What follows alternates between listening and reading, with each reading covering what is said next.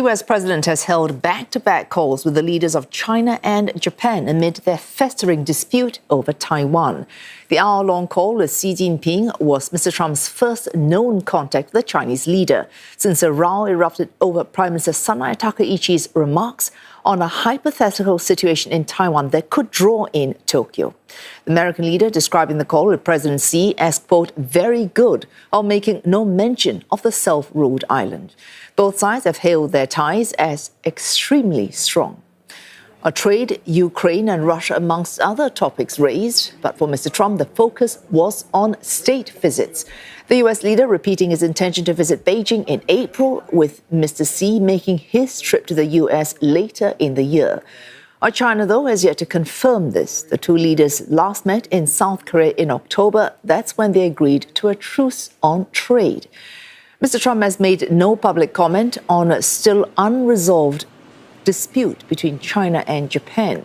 But hours after a call to Mr. Xi, Mr. Trump spoke on the phone to Japan's Prime Minister. Sanae Takaichi says Mr. Trump referred to his conversation with Mr. Xi and repeated his offer of support and friendship to Japan. トランプ大統領からは、私とは極めて、親しい友人であり、いつでも、電話をしてきてほしいというお話がございました。で、会談内容でございますけれども、これ外交上のやり取りでございますので、詳細については差し控えさせてください。And from the story, we're joined by CNA senior correspondent Tan Guan in Shanghai and Nick Harper for CNA standing by in Washington, D.C. Let's start with you, Guan. Any sign of how China is reacting to this call between President Donald Trump and Japan's Prime Minister?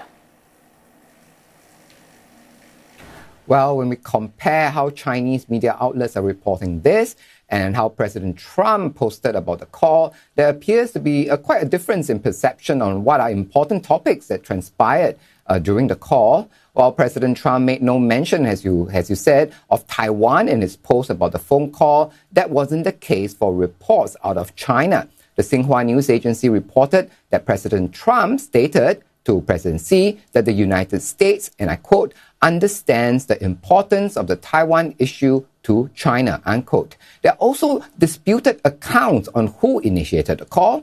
While the Wall Street Journal reported that it was President Xi who initiated the call, today's China's Foreign Ministry spokesperson said that she learned that the call was initiated by the US. She also framed it as part of regular exchanges that have taken place since Trump's second term.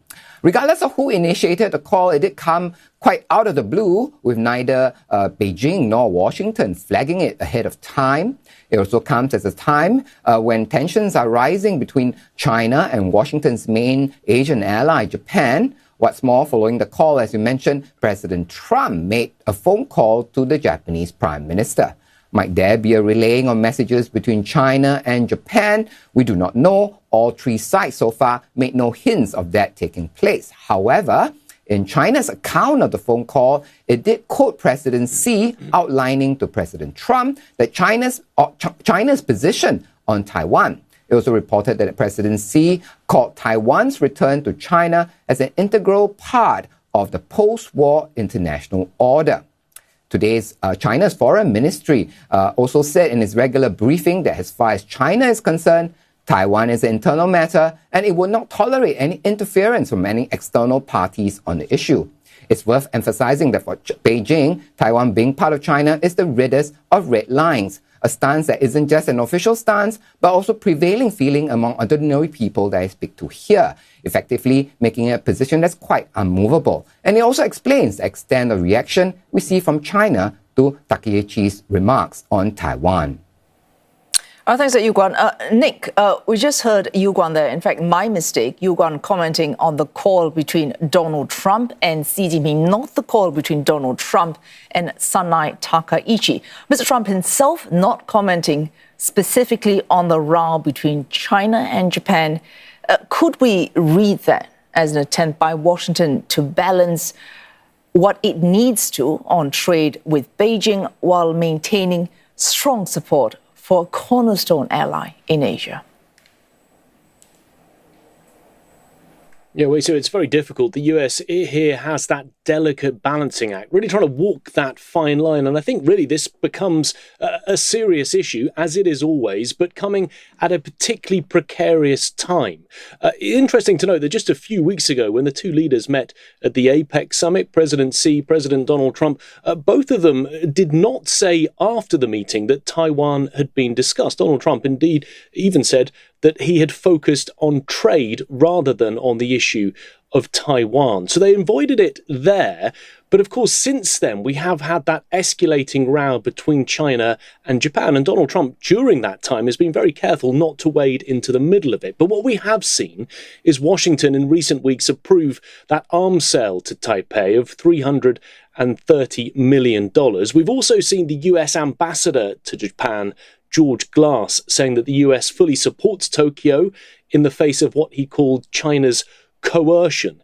I think what we saw during this phone call between President Xi and President Trump was the Chinese leader making it very clear that that is his red line when it comes to Taiwan, returning it, in his words, to China. Interesting to know, though, that Donald Trump on social media after the call didn't mention Taiwan. He didn't say that it was discussed. It wasn't, according to him, one of the main topics that the two men spoke about. So here we have the US finding itself very much in the middle. It supports Taiwan. It supports Japan.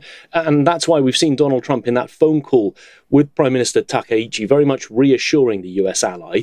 But at the same time, the US has to be careful not to further anger China at a time when it's trying to get relations back on track, when it's trying to gain access to rare earths, for example, and importantly, when it's trying to strike a deal with Beijing, a deal that could be beneficial for both sides. So very much a balancing act that Washington is now engaged in. Thanks. So reading into both those phone calls, CNA senior correspondent Tanya Guan in Shanghai and Nick Harper for CNA in Washington, D.C.